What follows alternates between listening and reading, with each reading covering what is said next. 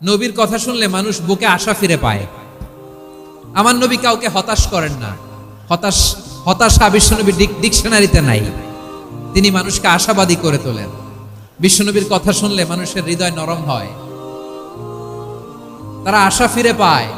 বিশ্বনবীর মুখ নিঃসৃত পবিত্র প্রতিটি কথাই আশা জাগানিয়া। সুবহানাল্লাহ পড়েন।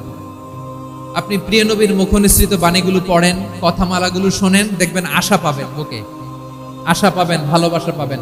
কারণ তিনি এমন সত্তা, এমন পার্সোনালিটি, তার কথা শুনলে হৃদয় নরম হয়ে যায়। মনে হয় হৃদয় খুলে তারে দিয়ে দেই, সব কথা যেন তারে বলা যায়। আওয়াজ করে বলেন ঠিক কিনা? আমরা ইসলামকে এমন কঠিন ভাবে উপস্থাপন করি, মানুষ ভয় পেয়ে যায়। বিশ্বনবী মানুষকে ভয় দেখাতেন না, তিনি আশা দিতেন, ভরসা দিতেন। কানা রাসূলুল্লাহ সাল্লাল্লাহু আলাইহি ওয়াসাল্লাম ইযা বাআসা আহাদান মিন আসহাবিহি ফি আমরিহি কানা ইয়াকুল বাশশিরু ওয়ালা তুনাফিরু ইয়াসসিরু ওয়ালা তুআসসিরু। কাউকে কোনো দায়িত্ব দিয়ে পাঠালে সাহাবাদেরকে তিনি বলে দিতেন প্রত্যেককে যে বাশশিরু ওয়ালা তুনাফিরু, মানুষকে সুসংবাদ দিও, দিন থেকে ভাগিও না।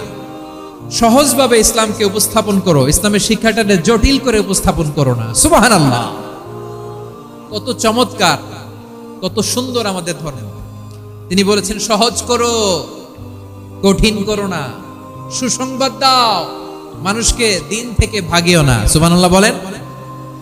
তাহলে বিশ্বনবী মানুষকে জান্নাতের সুসংবাদ দিয়েছেন।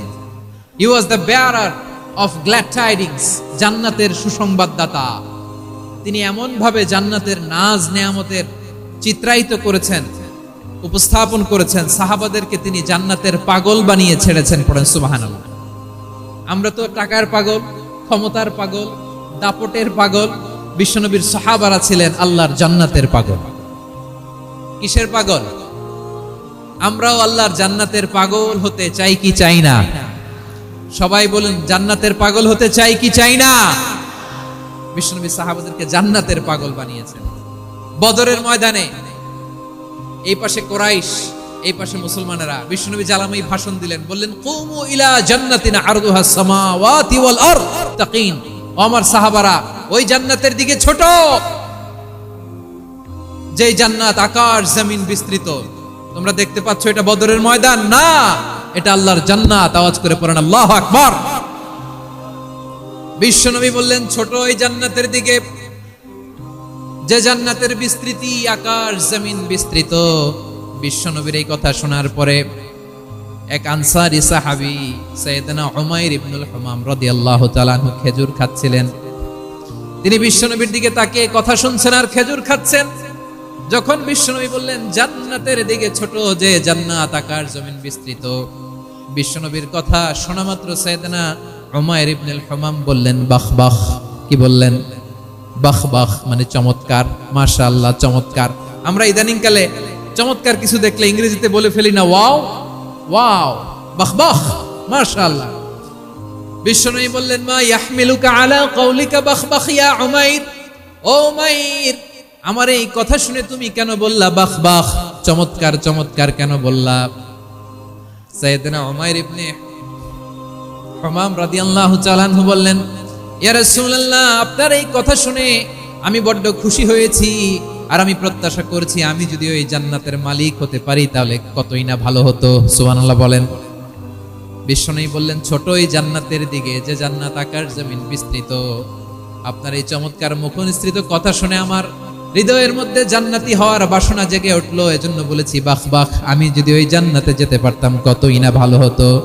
উমাইরের কথা শুনে বিশ্বনবী বললেন ঠিক আছে উমাইর, জান্নাতে ঢোকার জন্য, এই জান্নাতের অধিবাসী হওয়ার জন্য যেহেতু তোমার এত আকাঙ্ক্ষা, আমি বলে দিলাম আনতা মিন আহলিহা, তুমি আল্লাহর ওই জান্নাতের অধিবাসী হবা। যাও উমাইর, তুমি ওই জান্নাতের অধিবাসী, ওই জান্নাতে তুমি ঢুকবা, তুমি জান্নাতি। তার মানে সহজ কথায় তুমি জান্নাতি। সুবহানাল্লাহ বলেন। যখনই বিশ্বনবী বললেন জান্নাতি, সাইয়েদনা উমর রাদিয়াল্লাহু তাআলা আনহু খেজুর খাচ্ছিলেন আর মনে মনে ভাবে বিশ্বনবী যখন ওয়ারেন্টি দিয়েছে, বিশ্বনবী যখন গ্যারান্টি দিয়েছে আমি জান্নাতে যাব, তাহলে হাতে তো এখনো 3টা খেজুর বাকি। এই 3টা খেজুর যদি খাই তাহলে জান্নাতে ঢুকতে দেরি হয়ে যাবে। সুবহানাল্লাহ পড়েন। হাতে কয়টা খেজুর? 3টা খেজুর। বিশ্বনবী বললেন উমাইর আনতা মিন আহলিহা, তুমি ওই জান্নাতের অধিবাসী, তুমি জান্নাতি।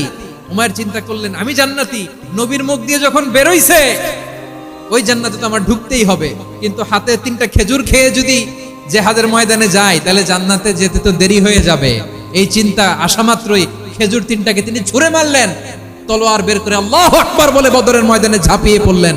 আল্লাহর শত্রুদেরকে কচুকাটা করে এক পর্যায়ে শাহাদাতের সুধা পেয়ে নিজেও জান্নাতি হয়ে গেলেন। পড়েন সুবহানাল্লাহ। আমরা দুনিয়ার বুকে আমরা হয়েছি দুনিয়ার পাগল, ক্ষমতার পাগল, সম্পদের পাগল, খ্যাতির পাগল। বিশ্বনবী তার সাহাবাদেরকে বানিয়েছিলেন জান্নাতের পাগল। পড়েন সুবহানাল্লাহ। ওই জান্নাতে আমরা যেতে চাই কি চাই না? একা না সবাই মিলে? একা না সবাই?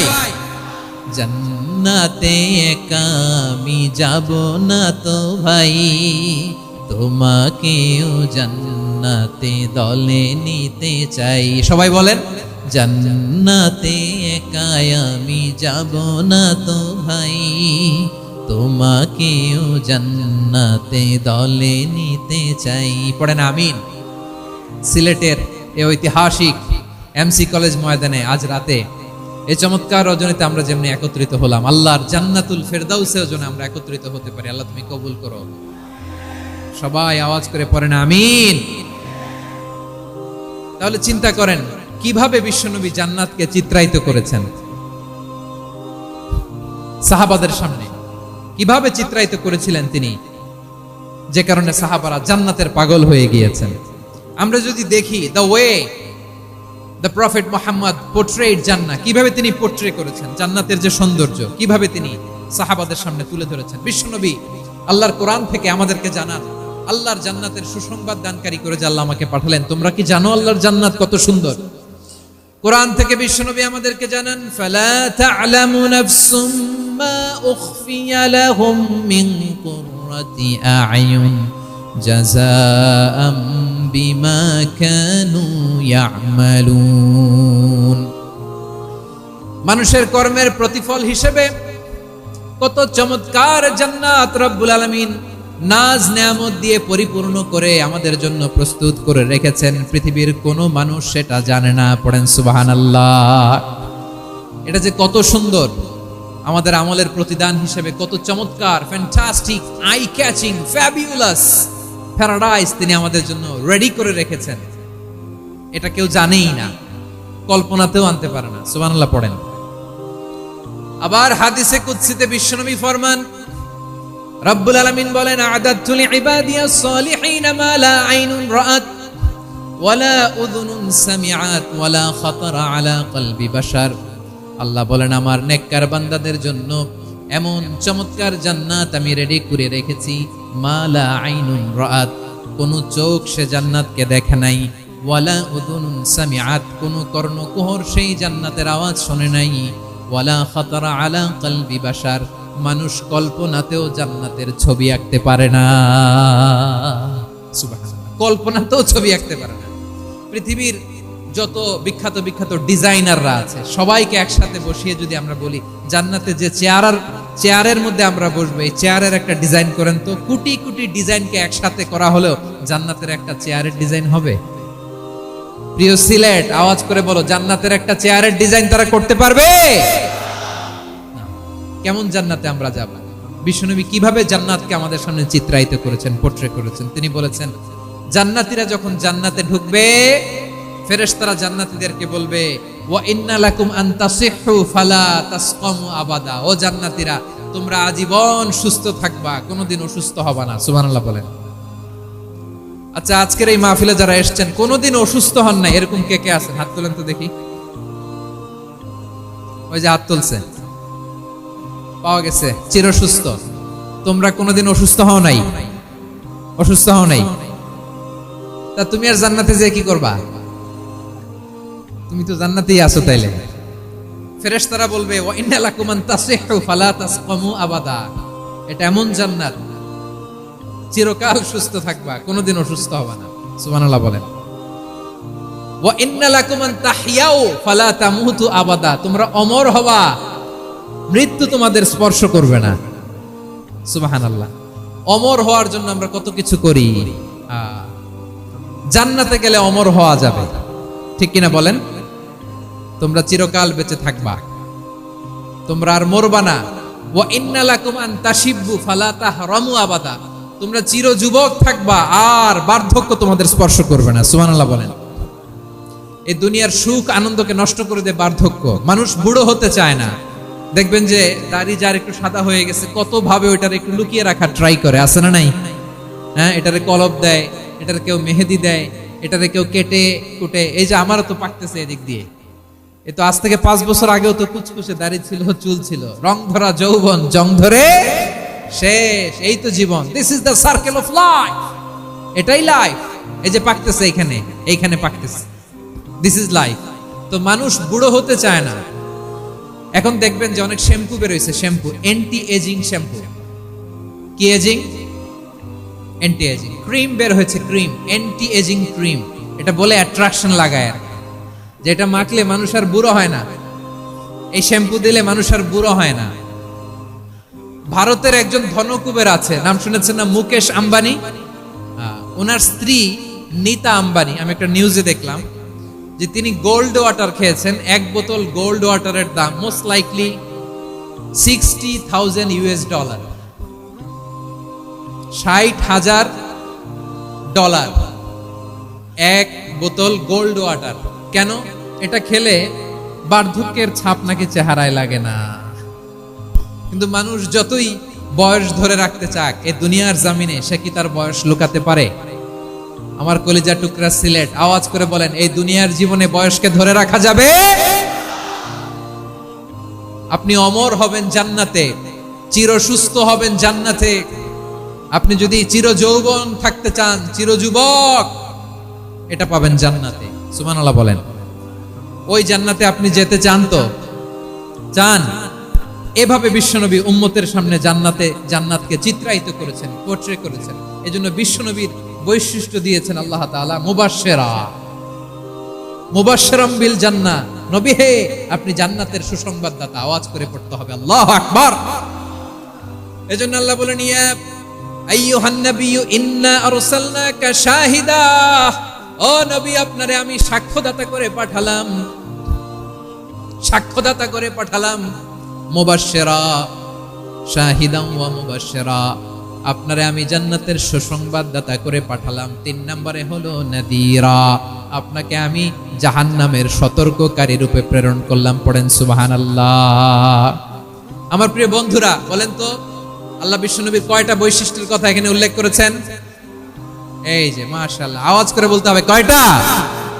5টা। 1 নম্বরে শাহিদান, সাক্ষ্যদাতা। 2 নম্বরে মুবাশশিরা, সুসংবাদদাতা। 3 নম্বরে আমরা আছি নাযীরা, তিনি হলেন সতর্ককারী। জাহান্নামের ব্যাপারে সতর্ককারী করে প্রেরণ করলেন। 3 নম্বর বৈশিষ্ট্য হচ্ছে জাহান্নামের ব্যাপারে সতর্ককারী। রব্বুল আলামিন বলেন, তাবারাকাল্লাযী নাযালাল ফুরকানা আলা আবদিহি লিয়াকুনা লিল আলামিনা নাযীরা। বরকতময় সেই সত্তা যিনি ফুরকানকে, মানে এই কোরআনকে তার বান্দার উপর নাজিল করেছেন, যাতে করে বিশ্ব নবী গোটা মানব মণ্ডলীর জন্য সতর্ককারী হতে পারেন। সুবহানাল্লাহ। বিশ্ব নবী সবাইকে সতর্ক করতে এসেছে, আমার প্রিয় সিলেটের ভাইয়েরা, নাকি শুধু আমাদেরকে? মুসলিম অমুসলিম, আস্তিক নাস্তিক, মুমিন কাফের, সবার জন্য তিনি সতর্ককারী। সুবহানাল্লাহ পড়েন। সূরা আলাক নাজিল হলো, তারপর সূরা মুদ্দাসসির নাজিল হলো। আল্লাহ বললেন, ইয়া আইয়ুহাল মুদ্দাসসির কুম ফাআনযির, stand up and warn your people. বিশ্বনবী ওহীর ভার সহ্য করতে না পেরে কাঁপুনি এসে গেল, শীত লাগছিল, তিনি চাদর গায়ে দিলেন। আল্লাহ বললেন, ইয়া আইয়ুহাল মুদ্দাসসির, হে চাদরওয়ালা, কুম ফাআনযির, স্ট্যান্ড আপ, ফাআনযির, ওয়ার্ন করো, সতর্ক করো। সুবহানাল্লাহ। ওই যে বিশ্বনবী স্ট্যান্ড আপ, দাঁড়ালেন আর সতর্ক শুরু করলেন, ইন্তেকালের আগ পর্যন্ত আর বসতে পারেন নাই।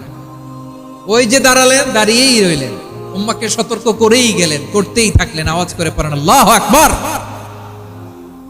ওয়া আনযির আশীরাতাকাল আকরাবিন যখন নাজিল হলো, বিশ্বনবী সাফা পাহাড়ের চূড়ায় উঠে গেলেন, ডাকতে আরম্ভ করলেন, ও আমার বংশের লোকেরা, ও ও আমার সম্প্রদায়ের লোকেরা, আমি যদি বলি পাহাড়ের পেছনে একদল ঘোড়সাওয়ার তোমাদেরকে আক্রমণ করার জন্য রেডি হয়ে আছে, ও আমার মক্কাবাসী, আমার কথা তোমরা বিশ্বাস করবা নাকি? সবাই এক বাক্যে বলে দিল, বিশ্বাস করব।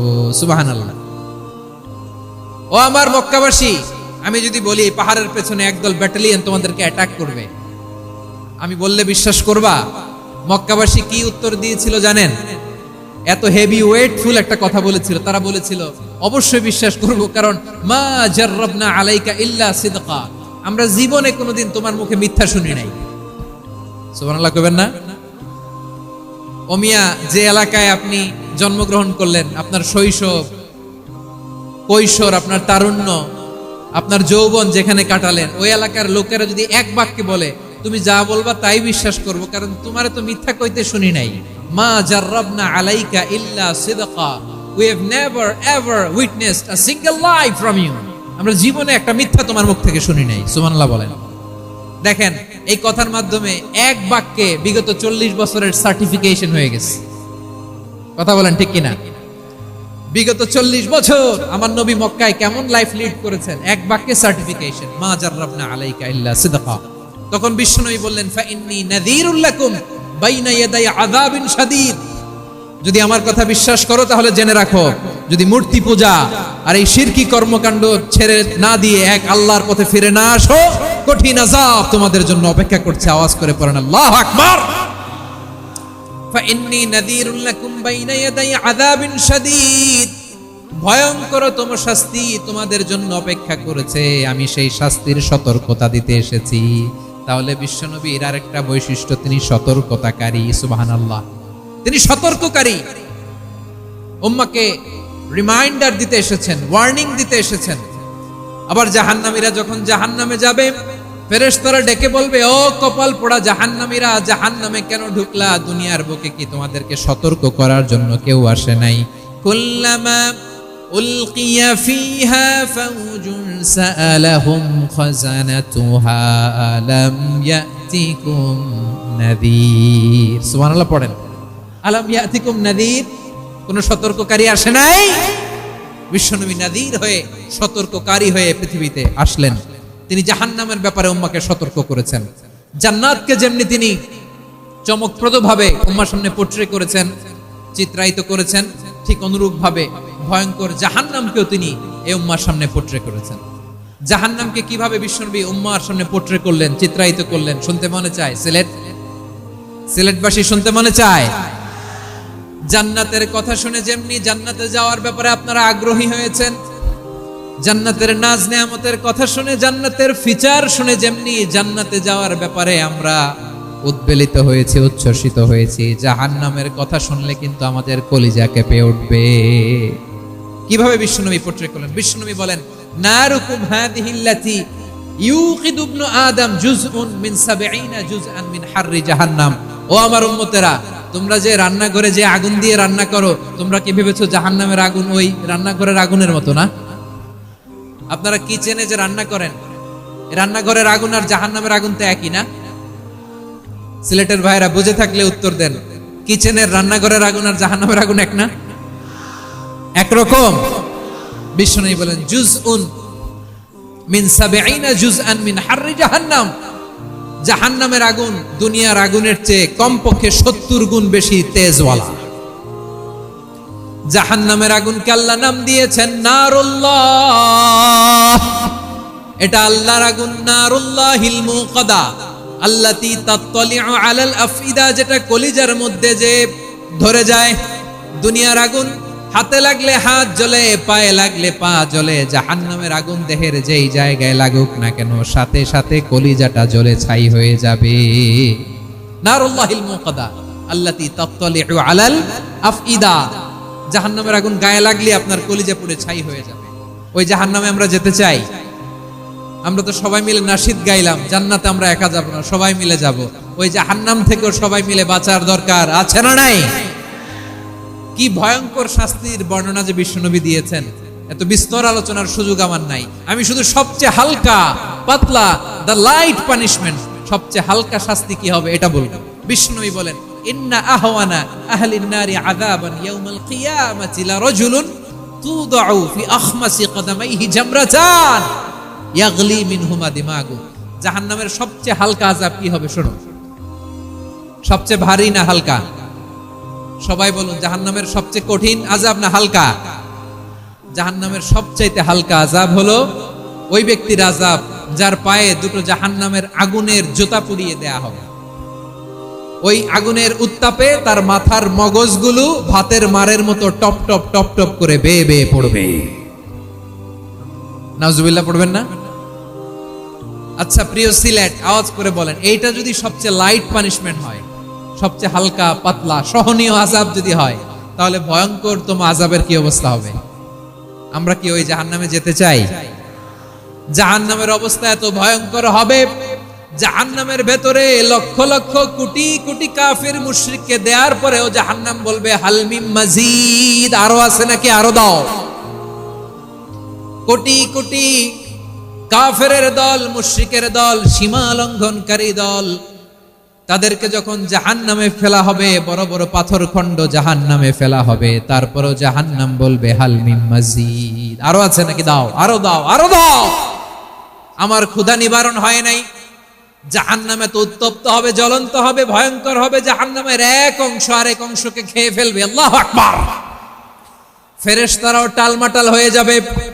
জাহান্নামের রক্ষী ফেরেশতারা কি করবে তারা নিজেরাও বুঝতে পারবে না।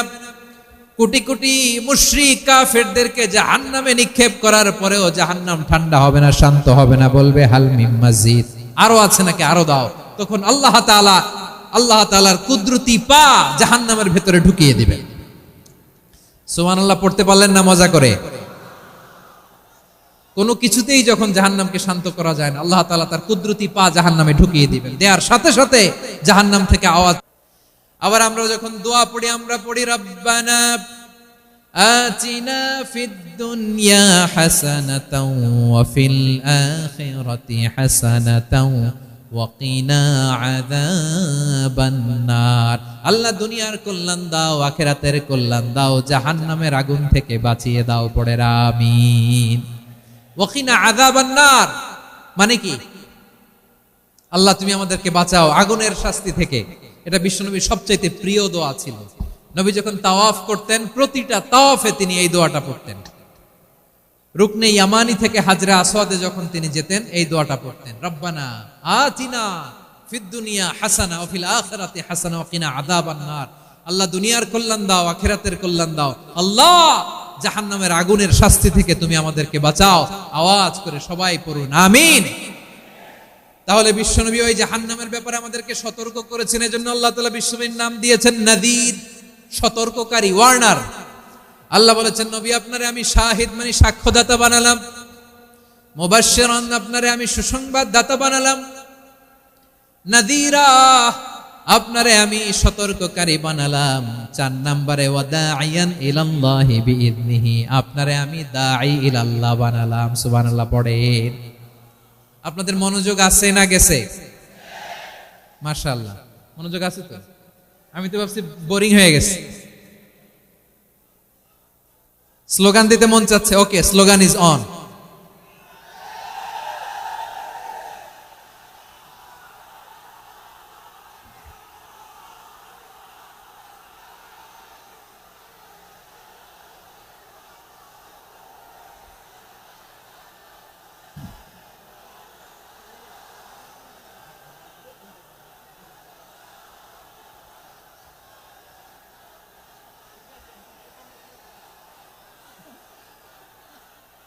মাশাআল্লাহ মাশাআল্লাহ। হ্যাঁ ঠিক আছে, আর কয়েক মিনিট। ঠিক আছে, আমার দিকে তাকাও, সাউন্ড হবে না, আমার দিকে তাকাও। বৈশিষ্ট্য কয়টা সবাই বলেনি? 5 আঙ্গুলের উঁচু করে আওয়াজ করে আমাকে দেখিয়ে বলো তো বৈশিষ্ট্য কয়টা? বলে ফেলেছি কয়টা? রইল কয়টা? 4 নম্বরে দাঈয়ান ইলাল্লাহ, সবচেয়ে গুরুত্বপূর্ণ পয়েন্ট। আমার দিকে তাকাও, আমার সাথে কানেক্ট করো। অনেক কিছু বলার আছে, আমার দিকে তাকাও। দাঈয়ান ইলাল্লাহ, বিশ্বনবীকে আল্লাহ তাআলা দায়ী করে পাঠিয়েছেন। বিশ্বনবী কি মানব মণ্ডলীকে নিজের দিকে ডাকে? দুনিয়ার দিকে ডাকে? কার দিকে ডাকে? দাইয়ান ইলাল্লাহ বিইذনি, আল্লাহর আদেশে আমি আপনাকে দাঈ করে পাঠিয়েছি। বিশ্বনবী মানব মণ্ডলীকে আল্লাহ তাআলার দিকে ডাকতেন।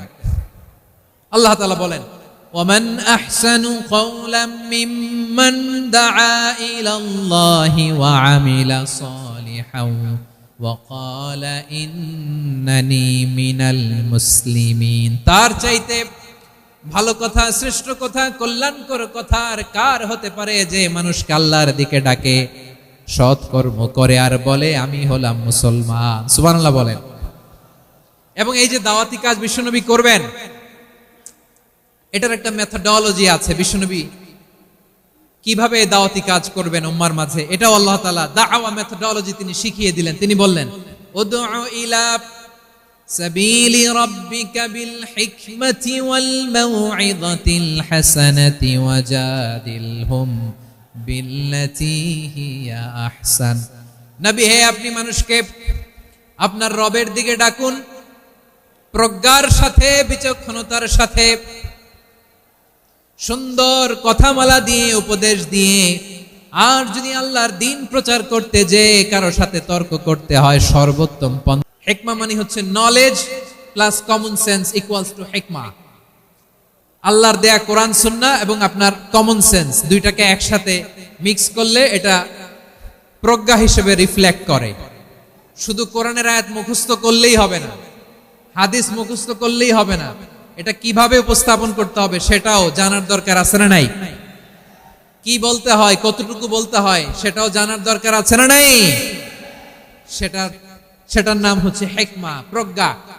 এই প্রজ্ঞার সাথে, বিচক্ষণতার সাথে আমাদেরকে দাওয়াতি কাজ করতে হবে। বিষ্ণু ইসলামের দাওয়াতি কাজের পন্থা দুই একটা শেয়ার করে আলোচনার ইতি টানবো ইনশাআল্লাহ। নতুন কেউ দিনে ফিরেছে, ইসলাম মানতে চায়, আপনি যদি বলেন তোর 5 ওয়াক্ত নামাজ পড়তে হবে, রোজা রাখতে হবে, তাহাজ্জুদ পড়তে হবে, তোর দাড়ি নাই কেন, তুই তো জাহান্নামে যাবি, এরকম অনেকে বলে কি বলে না? বলা যাবে না, এগুলো বলবেন না। দাওয়াত দিতে হবে গ্রাজুয়ালি, ধীরে ধীরে মানুষকে বোঝাতে হবে। একবারে ইসলামের সব মানুষ মানতে পারে না। আপনারা কি জানেন মদের হারাম হওয়ার বিধান একবারে আসে নাই। প্রথমে বলা হয়েছে মদে কিছু উপকারও আছে, ক্ষতিও আছে, তবে উপকারের চেয়ে ক্ষতি বেশি। সাহাবারা সাবধান হয়ে গেল। এরপর বিধান নাজিল হলো, তোমরা নামাজে যাওয়ার আগে মদ খেও না। 5 বেলা সাহাবারা আর মদের কাছেও যেতেন না, আরো সাবধান হয়ে গেল। সব শেষে ইন্নামাল খামরু ওয়াল মাইসিরু ওয়াল আনসাবু ওয়াল আজলামু রিজসুম মিন আমালিশ শাইতান ফাজতানিবু। মদ, জুয়া এগুলো শয়তানের কাজ, এগুলো থেকে বিরত থাকো। সবাই মদ খাওয়া থেকে একেবারে বিরত রইল। মদের মটকা হাড়ি ভেঙে সবাই মদিনার রাস্তায় ঢেলে দিল। মদের পানিতে পুরো মদিনার অলি গলি সয়লাভ হয়ে গেল। বলেন সুবহানাল্লাহ। তাহলে মদ কি একবারে হারাম হয়েছে? প্রিয় সিলেট, আওয়াজ করে বলেন, মদের বিধান, হারাম হওয়ার বিধান এটা কি একবারে হয়েছে? কেউ যদি ইসলাম মানতে চায়, একবারে তাকে সবকিছু চাপিয়ে দেয়া যাবে না। আমাদের কাছে অনেকে আসে, আয়সা বলে, হুজুর আমার মেয়েটা পর্দা করে না, হুজুর পর্দা করে না, ওর জন্য দোয়া করেন। তা আমি বলি বয়স কত? বলে 22। তো 22 বছর বয়স আগে কি করছেন? আগে পর্দা করাইছেন? না, করাই নাই। তো এখন তো আর হবে না। এখন তাকে আস্তে আস্তে বুঝান যে মা শালীন পোশাক পরো, একটু শালীন, যেমন আছো তেমনই থাকো, শালীন পোশাক। শালীনে অভ্যস্ত হলে বুঝান, মারে একটু মাথায় কাপড় দাও, একটু হিজাব করো। ওইটাতে অভ্যস্ত হয়ে গেলে এরপরে তাকে নেকাবের দিকে আপনি আহ্বান করেন। ওইটাতে অভ্যস্ত হয়ে গেলে হাত মোজা, পা মোজা যদি করতে চায়, এইভাবে গ্রাজুয়ালি আগাতে হবে। প্রিয় ভাইয়েরা, বিশ্বনবী সাল্লাল্লাহু আলাইহি ইসলামের জীবনী, ওনার বায়োগ্রাফি নিয়ে কথা বলাটা দুষ্কর, কারণ এটার কোনো শেষ নাই, কুল নাই, কিনারা নাই, বিয়ন্ডলেস, বাউন্ডলেস, বটমলেস। সুবহানাল্লাহ বলেন। কারণ তিনি তো এমন নবী যিনি হ্যাঁ বললে এটা শরীয়তে হালাল হয়ে যায়। নবীর মুখ দিয়ে যদি বের হয় হ্যাঁ, নাম, ইয়েস, তাহলে এটা হালাল। ঠিক কিনা বলেন? এ নবীর মুখ দিয়ে যদি না বের হয় যে না, নো, তাহলে এটা শরীয়তে হারাম হয়ে যায়।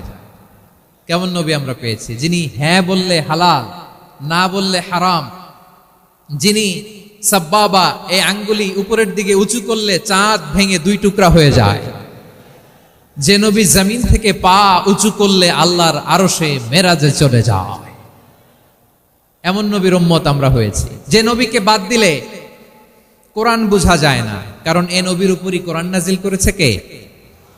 এ নবীকে বাদ দিলে হাদিস বোঝা যায় না, কারণ হাদিস তো এ নবীর মুখনিসৃত পবিত্র বাণী। সুবহানাল্লাহ পড়েন। এ নবীকে বাদ দিলে জান্নাত চিনা যায় না, কারণ জান্নাত তিনি চাক্ষুষ দেখে এসে আমাদেরকে মেরাজ শেষে বর্ণনা করে শুনিয়েছেন। এ নবীকে বাদ দিলে জাহান্নাম চেনা যায় না, এ নবীকে বাদ দিলে আমার রবকে চেনা যায় না। ঠিক কিনা বলেন? তো বিশ্বনবীর 5টি বৈশিষ্ট্যের কথা আল্লাহ তাআলা এই সূরাতে উল্লেখ করেছেন। আল্লাহ রাসূল সাল্লাল্লাহু আলাইহি ওয়াসাল্লাম যখন মক্কাতে দাওয়াত দিচ্ছিলেন, মক্কার কুরাইশরা নানাভাবে বিষ্ণু ঈসা ইসলামকে কষ্ট দিচ্ছিল, নানাভাবে ট্যাগিং করছিল, মিথ্যা অপবাদ দিচ্ছিল। কখনো কখনো তারা বিশ্বনবীকে বলছিল মিথ্যাবাদী, কাযযাব। কখনো বলছিল যে তুমি হচ্ছে জাদুকর, সাহির। কখনো বলেছে শায়ের, মুহাম্মদ তুমি কবি। কখনো বলেছে কাহেন, মুহাম্মদ তুমি গণক। এবং কখনো বলেছে মুহাম্মদ তুমি হচ্ছে মাজনুন, মানে পাগল। আওয়াজ করে সবাই পড়ুন নাউযু বিল্লাহি মিন যালিক। তাহলে বিশ্বনবীকে মৌলিকভাবে এই 5টি অপবাদ দিয়েছে। আমার কলেজা টুকরা সিলেটের ভাইরা, বিশ্বনবীর ব্যাপারে মিথ্যা অপবাদ মৌলিকভাবে দিয়েছে কয়টি? 5টি। বলেছে তুমি মিথ্যাবাদী, বলেছে তুমি গণক, তুমি কবি, তুমি পাগল, তুমি জাদুকর। বিশ্বনবীকে যে এই 5টি অপবাদ দেয়া হলো, আল্লাহ তাআলা এটা সহ্য করেননি। এই 5টি অপবাদের বিপরীতে আল্লাহ তাআলা বিশ্বনবীর 5টি চমৎকার বৈশিষ্ট্য উল্লেখ করে সূরাতুল আহজাবের 2টি আয়াত নাজিল করেছেন। আওয়াজ করে পড়েন আল্লাহু আকবার। 5টি চমৎকার বৈশিষ্ট্য সূরাতুল আহজাবের ভেতরে রব্বুল আলামিন উল্লেখ করে আমাদেরকে জানিয়ে দিচ্ছেন, ইয়া আইয়ুহান নাবিয়্যু ইন্না আরসালনাকা শাহিদান ওয়া মুবাশশিরান ওয়া নাযীরা ওয়া দাঈয়ান ইলাল্লাহি বিইذনিহি ওয়া সিরাজাম মুনীরা। পড়েন আল্লাহু আকবার। রব্বুল আলামিন ডেকে বলেন, ও নবী, নিশ্চয় আমি আপনাকে সাক্ষ্যদাতা রূপে প্রেরণ করেছি, সুসংবাদদাতা রূপে প্রেরণ করেছি, সতর্ককারী রূপে প্রেরণ করেছি, আল্লাহর দিকে আহ্বানকারী রূপে প্রেরণ করেছি, আর আলো দানকারী চেরাগ রূপে, প্রদীপ রূপে প্রেরণ করেছি। পড়েন সুবহানাল্লাহ।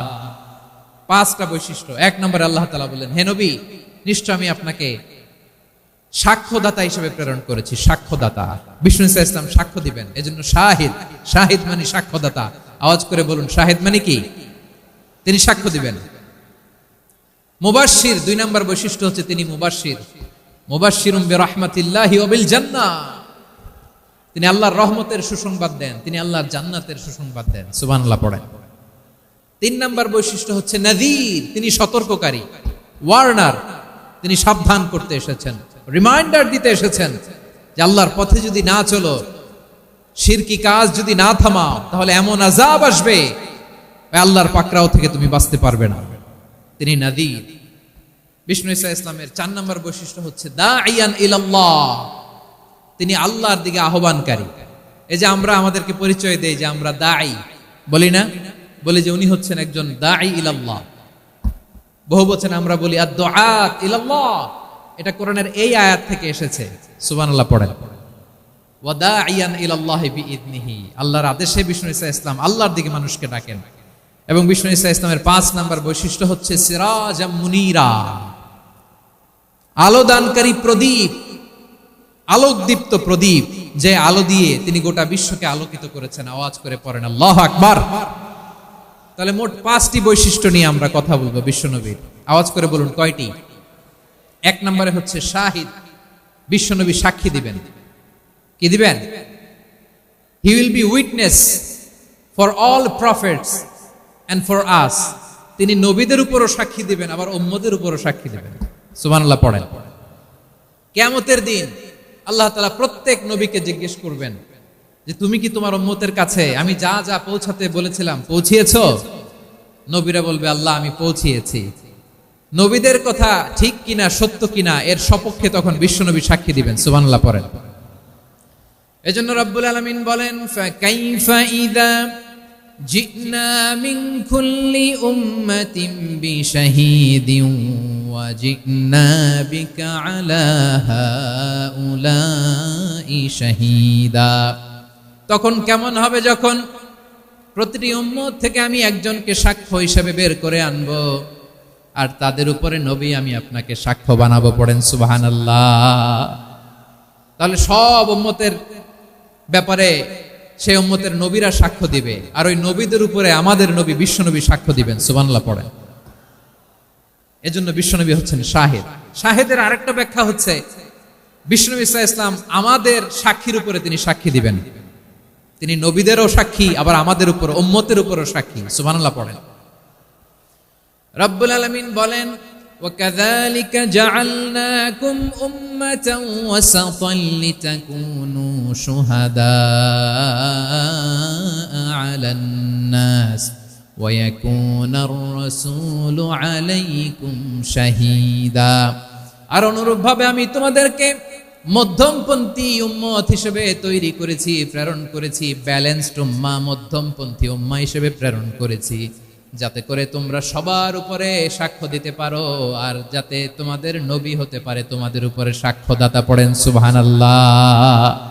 আমরা হচ্ছি ব্যালেন্সড উম্মাহ, আমরা সবার ব্যাপারে সাক্ষ্য দিব, আর আমাদের উপর সাক্ষ্য দিবে স্বয়ং বিশ্বনবী। সুবহানাল্লাহ পড়েন। তাহলে আমাদের নবী নবীদের উপরও সাক্ষী, আমাদের উপরও সাক্ষী। সেই বুখারীতে এসেছে আল্লাহ তাআলা কিয়ামতের দিন সাইয়েদনা নূহ আলাইহিস সালামকে বলবেন, নূহ তুমি কি দাওয়াত পৌঁছিয়েছো তোমার উম্মতের কাছে? নূহ আলাইহিস সালাম বলবেন হ্যাঁ আমি পৌঁছিয়েছি। এবার নূহের উম্মতকে আল্লাহ জিজ্ঞেস করবেন, এ নূহের উম্মতেরা তোমাদের নবী নূহ কি দাওয়াত পৌঁছিয়েছে? নূহের উম্মত বলবে না আল্লাহ, আমাদের কাছে কোনো সতর্ককারী আসে নাই, কোনো নবী টবি আসে নাই, কোনো দাওয়াতও আমরা পাই নাই, আপনারাও চিনি নাই, জান্নাতও চিনি নাই, জাহান্নামও চিনি নাই। নূহ আলাইহিস সালাম বিপদে পড়ে যাবেন। তখন আল্লাহ বলবেন নূহ তুমি বললা পৌঁছিয়েছো, তোমার উম্মত বলে কিছু পায় নাই। নূহ তোমার কি কোনো সাক্ষী আছে? তোমার কথা আর তোমার উম্মতের কথা তো মিলে না। তুমি বললা তুমি আমার নির্দেশনা দাওয়াত পৌঁছে দিয়েছো, কিন্তু তোমার উম্মত বলে পায় নাই।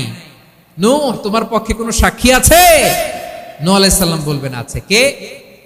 উম্মতে মুহাম্মাদী। তখন আমরা বলবো আল্লাহ নবী নূহ আলাইহিস সালাম তিনি আপনি যা যা বলেছেন ঠিক তা তার উম্মতের কাছে পৌঁছে দিয়েছে। এবার নূহের উম্মতের সাথে আমাদের ঝগড়া লাগবে। তারা বলবে তোমরা আসছো আমাদের হাজার হাজার বছর পরে, তোমরা কি করে জানলা? তোমাদের সাক্ষী ধর্তব্য হবে না। আমরা তখন বলবো আমাদের কোরআনে তোমাদের নবীর নামে আল্লাহ তাআলা একটা সূরা নাজিল করেছেন, সূরাতে নূহ। আওয়াজ করে পড়েন আল্লাহু আকবার। আমরা বলবো আমাদের কোরআনে তোমাদের নবীর কথা আল্লাহ আমাদেরকে জানিয়েছেন, দিন রাত এক করে তোমাদের কাছে তিনি দাওয়াত পৌঁছেছেন। তোমরা কানের মধ্যে হাত দিয়ে রাখতা, চেহারাটা কাপড় দিয়ে ঢেকে রাখতা, আল্লাহর নবী নূহকে পিটিয়ে ছালা দিয়ে পেঁচিয়ে তোমরা পাহাড়ে তুলে রেখে আসতা। সব আমরা জানি। আমরা যখন বলবো এই কথা, নূহের উম্মত চুপসে যাবে। তখন আমরা সত্য বলেছি কিনা এটা আল্লাহ তাআলা জানতে চাইবে বিশ্বনবীর কাছে। তখন বিশ্বনবী আমাদের পক্ষে সাক্ষী দিবেন। আওয়াজ করে বলেন আল্লাহু আকবার। এজন্য আল্লাহ বলেন নবী আপনি হচ্ছেন সাক্ষ্যদাতা, সব নবীদের উপর আপনি হবেন সাক্ষী, আবার আপনার উম্মতের সাক্ষীর উপর আপনি হবেন সাক্ষী। তার মানে নবী গো কিয়ামতের কঠিন ময়দানে আপনি হবেন রাজ সাক্ষী। বিশ্বনবী কি সাক্ষী? আওয়াজ করে বলেন রাজ সাক্ষী, সব সাক্ষীর বড় সাক্ষী। এজন্য বিশ্বনবীকে আল্লাহ তাআলা প্রথম যে বৈশিষ্ট্যটা দিয়েছেন সেটা হচ্ছেন শাহিদ। তিনি সাক্ষ্যদাতা, witness for all messenger of God and for all of us। সুবহানাল্লাহ পড়েন। তাহলে এক নাম্বার বৈশিষ্ট্য বুঝতে পেরেছেন? বুঝতে পেরেছেন সবাই? মাশাআল্লাহ। এদিকে কি ভাই, এই যে জেনজি অফ সিলেট, কি তোমরা বসো না, দাঁড়াও না, যাও না, আসো না, চলে যাবা? এই লক্ষ মানুষ ঠেলে তোমরা যাইতে পারবা? হ্যাঁ,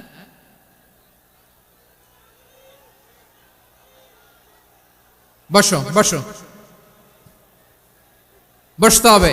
শুরুতেই তোমাদের অনেক প্রশংসা করলাম, এই যদি হয় তোমাদের প্রশংসার নমুনা, তাইলে হবে না। বসো, মেহেরবানি করে বসো, বসো।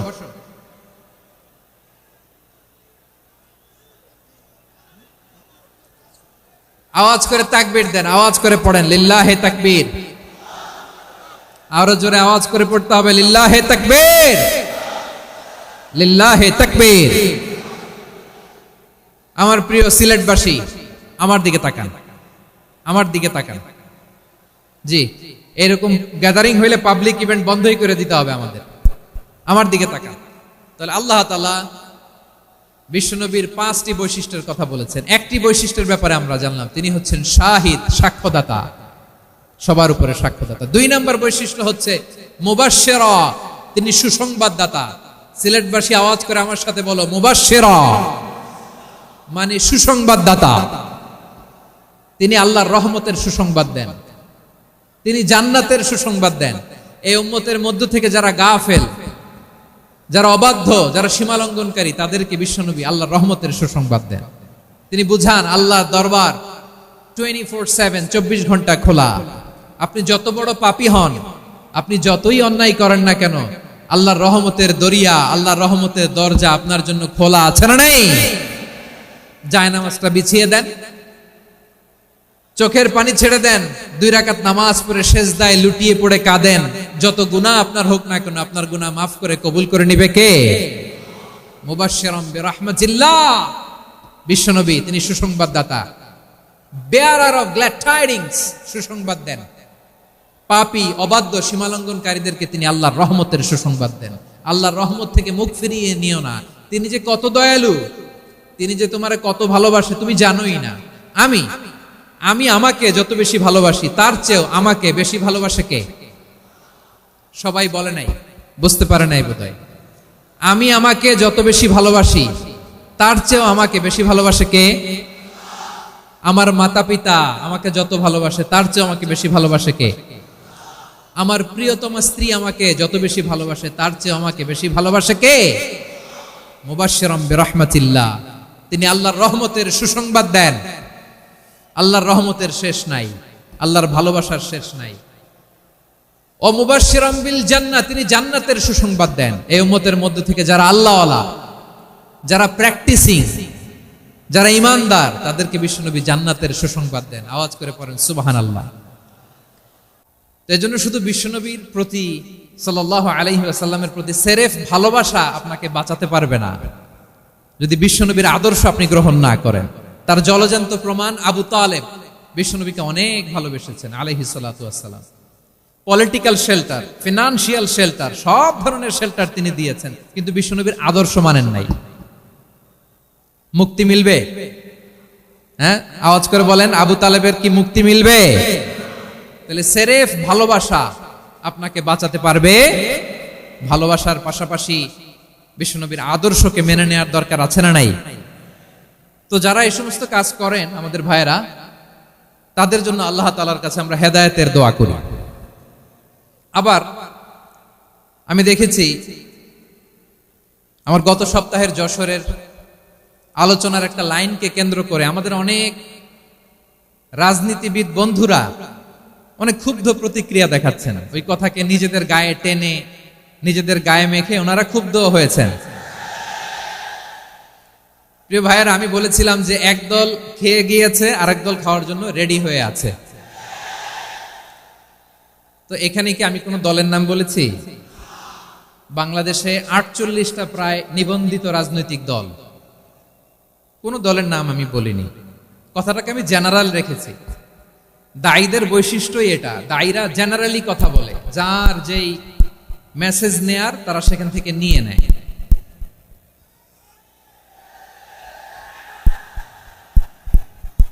তো কোন দল এটা নিয়ে কোনো কথা বলল না। আপনারা এটাকে নিজের গায়ে যে মাখালেন, এটা ঠিক হয়নি। আমি বলবো যে এটা খুবই অনভিপ্রেত হয়েছে। কোন দলকে টার্গেট করে বা কোন দলের পক্ষে আমরা কখনো কথা বলি না। আমরা কোরআনের পক্ষে কথা বলি, ইসলামের পক্ষে কথা বলি, ঠিক কিনা বলেন? সো একটা জেনারেল কথাকে যদি আমার রাজনীতিবিদ বন্ধুরা নিজেদের গায়ে মাখেন, ক্ষুব্ধ প্রতিক্রিয়া জানান, এতে করে সাধারণ জনগণের কাছে একটা নেগেটিভ মেসেজ যাবে ওনাদের ব্যাপারে। এটা হোক আমরা চাই না। এদেশের যত এই যে আমার ভাইয়েরা, এই যে আমি এই যে কথা বলতেছি সাদা টুপি, ও আচ্ছা আচ্ছা, চলে যাবেন না, একটু জায়গা দিয়ে দেন ওনাকে। হয় কি লক্ষ লক্ষ মানুষের ভিড়ে আপনি যদি উঠতে চান খুব কঠিন হয়ে যায়। যদি পারেন একটু বসেন, আর না পারলে ভাইকে একটু জায়গা দিয়ে দেন। আমার দিকে তাকান, এই সিলেট এদিকে তাকাও, এদিকে এদিকে, ফাইন। তো আমার প্রিয় রাজনীতিবিদ বন্ধুদের আমি বলবো, কথাটা ছিল ভেরি জেনারেল, এটা নিজেদের গায়ে মাখানোর কোনো দরকার নাই। আমরা এই যে এক্সিস্টিং যে রাজনৈতিক চর্চা, এটা থেকে আমরা বেরিয়ে আসতে চাই। আমরা চাই না এদেশে চাঁদাবাজি, দখলবাজি থাক, ঠিক কিনা বলেন? এদেশে কোনো দুর্নীতি থাক, টেন্ডারবাজি থাক, এগুলো আমরা চাই। আই হেট পলিটিক্স একটা জেনারেশন আছে, এই বেশিরভাগ জেনজি অফ সিলেট, এরা আই হেট পলিটিক্স জেনারেশন। এরা পলিটিক্সকে পছন্দ করে না। তো কেন করে না, এর দায়ভার আমাদের আছে না নাই? আছে। এবং আমরা দেখেছি ক্ষমতার পালাবদল যখন হয়, এক সরকার যায় আরেক সরকার আসে, তখন দুর্নীতির ফিরিস্তি আমরা জানতে পারি, এর আগে জানতে পারি না। প্রতিটা দলের ভেতরেই আমরা এই বাজে চর্চাটা দেখেছি। সো এখন আমাদেরকে শুধরে নেওয়ার সময় এসেছে। এটা এই সুন্দর সময়, নতুন প্রভাতের বাংলাদেশ, নতুন ভোরের বাংলাদেশ, এই সময় আমরা কাদা ছোড়াছুরি যেন না করি। আমাদের শপথ নেওয়ার সময় এসেছে। প্রতিটি দল, নিবন্ধিত 48টি, সবগুলো দলের এখন শপথ নেওয়া উচিত যে আমরা কোনোদিন আর চাঁদাবাজি করব না, টেন্ডারবাজি করব না, দখলবাজি করব না। আমরা সবসময় দেশের পক্ষে থাকব, সবসময় দেশের পক্ষে থাকব। সেই কথাগুলো ছিল ভেরি জেনারেল। যে কথাগুলো আমরা জেনারেলি বলি, এগুলো জেনারেলি আপনারা নিবেন। আমার রাজনীতিবিদ বন্ধুদের কাছে এটাই আমার কামনা। আর এই জাতীয় বার্তা যখন আমরা দেই, তখন যদি আপনি বলেন যে পারলে রাজনীতিতে আসেন, পারলে দল করে দেখান, এটা হইল? আমি কি এরকম কোনো কথা বলেছি? না। আমি একজন মুফাসসিরে কোরআন, আমি একজন আলেম, এর বাইরেও আমার সবচেয়ে বড় পরিচয় আম আ সিটিজেন অফ বাংলাদেশ। আমি বাংলাদেশের একজন সাধারণ নাগরিক। আমার দেশের যে কোনো সমস্যা, যে কোনো ইনকনসিস্টেন্সি, অসঙ্গতি নিয়ে মত প্রকাশের স্বাধীনতা আমার আছে না নাই? আপনারাই তো বাক স্বাধীনতার কথা বলেন, ফ্রিডম অফ স্পিচের কথা বলেন, বাক স্বাধীনতার কথা বলেন।